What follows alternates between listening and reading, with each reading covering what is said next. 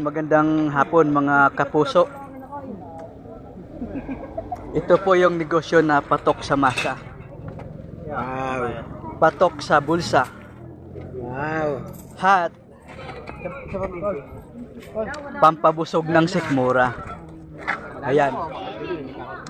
Sa halagang 250 meron ka ng palaman sa sikmura. Ayan. 8.20 po, 8.20. Kung meron kang 20, may libre na po yung bawang. Suka na may Gusto mo ito suka?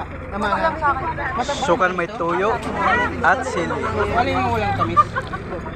Ayan po yung Nilagay mo lang na suka. patok na negosyo.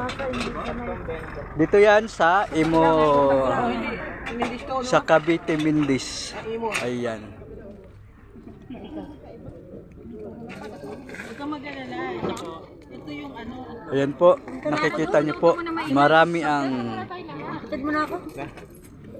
Yeah, bumili na ako juice.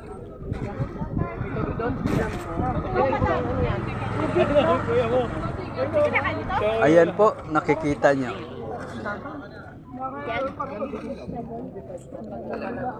Ayan, makikita niyo po ang patok na negosyo.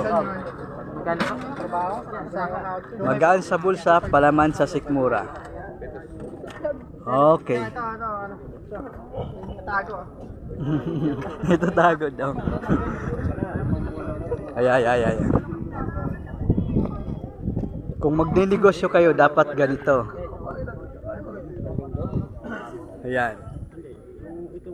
Negosyong siomay. Oh. Ayan. Patok sa bulsa, patok sa sikmura. Ayan guys.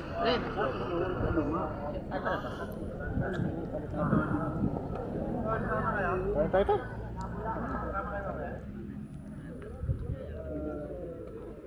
Walang parasin dito. Ayan yung negosyo na ideal business kung tawagin.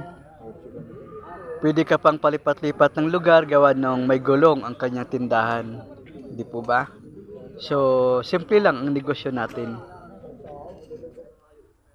Kayo nang bahala kung ano yung ilalagay nyo. Dito kasi siomay.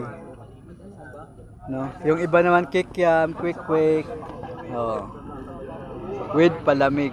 Ayun. Dito ano siya, siomay lang talaga. Mga kapuso.